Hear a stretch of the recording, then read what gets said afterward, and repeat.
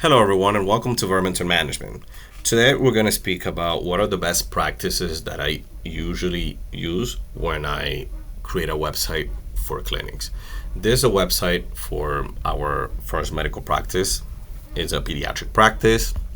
And the first thing that you need to be cautious of whenever you're creating a website is what is going to be the user experience that I will give to potential patients. The first thing that people hate on the internet is anything that is slow. So you need to ensure that your website is as lean and as fast as possible. Your website needs to be able to load right away. You need to ensure that there is very little room for waiting time, and you need to avoid anything that is disruptive and that doesn't look clean. Also, you need to ensure that the same experience that you're giving people on the desktop, oftentimes people really focus on the desktop experience, but they forget that most of the people are coming through mobile web. You need to ensure that your mobile version of the website on any device works as well, is as fast, and provides the same experience if you are providing a good experience on the desktop. You need to ensure that that is 100% the same.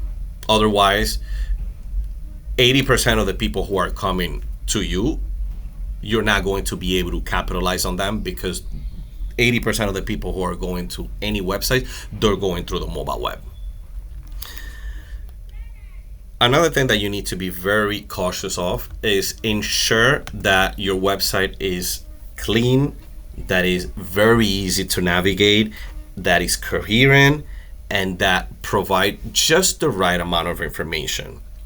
The example and the structure that I shows is the following: title, who we are, a little bit of information on where to find us, what are the languages that we speak. You are going to notice that after almost every paragraph, there is a call to action. Call to action is extremely important, but we're going to talk about that in a second. Then our services, 4 links for our different services. Then what are the type of demographics that we accept, in this case based on insurance, who do we see here, and then what are our customers saying about us. This is basically our presentation letter. Lastly, always put the contact information and where to find those services in every single page. That is something that has worked for me. It helps patients not having to figure it out where to find, how to locate you, but you just put it right in their face. That way, contacting you, it's not a mission, but just something that they're just gonna run into at some point if they spend more than 20 seconds on your website, and that is what you're looking for. Aside from that, under services, if we go to, say, pediatric services, be sure to explain very briefly what each and every single one of the services are. Do not go into depth. Just try to just keep it in one paragraph, and that is it. Move it along. You're not trying to have someone investigate from A to Z. Who are you? What do you do? And you're not educating anybody in those service description pages. What you want is put the right amount of information so the person can contact you right away.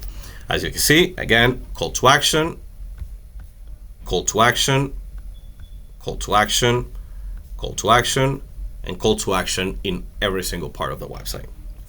Again, information on how to contact your clinic and how to get to your clinic. And this is the same for every single one of the services. Be sure to put all of your services, but be sure to know how to condense your services. The reason why I have 4 different sets of services is because they are very different. Before, I used to have pediatric services before having this 1, 2, three other line of services. I used to have pediatric services split in different pages, but since we're offering now more than pediatric services, I just condensed pediatric services in just one page, and then I allowed the other services to be their own pages. It would have looked a lot messier if I would have kept the pediatric services in different pages and then adding these three more. Try to keep it as simple, cohesive, and coherent as possible. Now, call to action. This needs to be visible everywhere on your website, because aside from giving you visibility and providing information about your services, your website is there to monetize your operations. And the way you monetize your operations is by using your website as a way of capturing leads.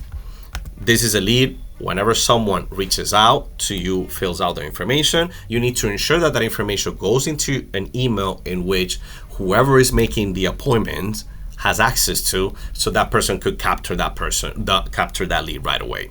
And then, of course, again, information on how to access your services, where to call you, where to find you.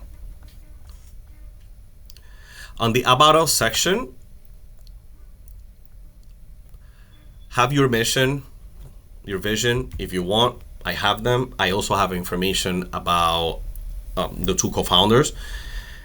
This gives whoever wants to read more and whoever is trying to be a little bit more cautious when picking a service, this gives these type of customers and patients a little bit more visibility in terms of who you are and what to expect.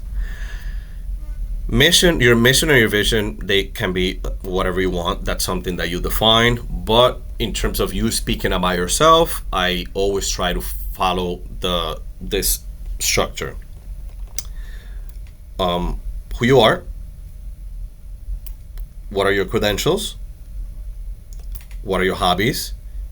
You need to show your human side so you can be a lot more relatable, especially when you are treating patients. This is a business in which people need to feel comfortable, and people feel comfortable whenever they feel related to someone else.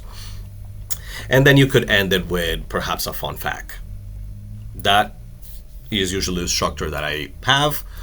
I keep it very short, very simple. I give just the right amount of information without writing 2 to 3 paragraphs, because again, people are not here to read. People are here just to get convinced. Write just the right amount of information so you can convince your patient to go to your clinic.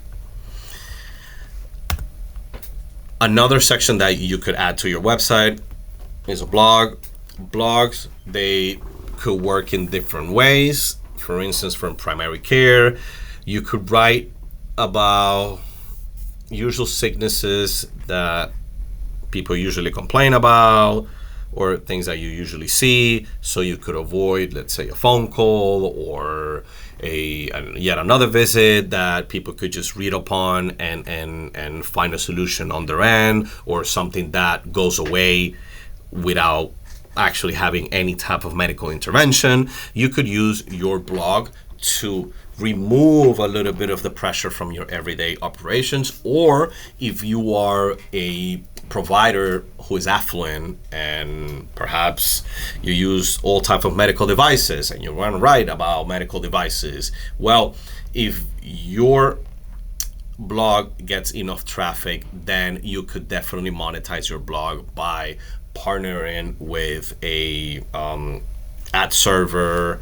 Last I used this, it was the Google one. You could definitely generate revenue with the amount of foot traffic that you have by allowing programmatic ads to those to those articles. But you need to have a good amount of traffic to be able to do that, and that definitely takes time and effort. But if you're someone who likes to do that, by all means.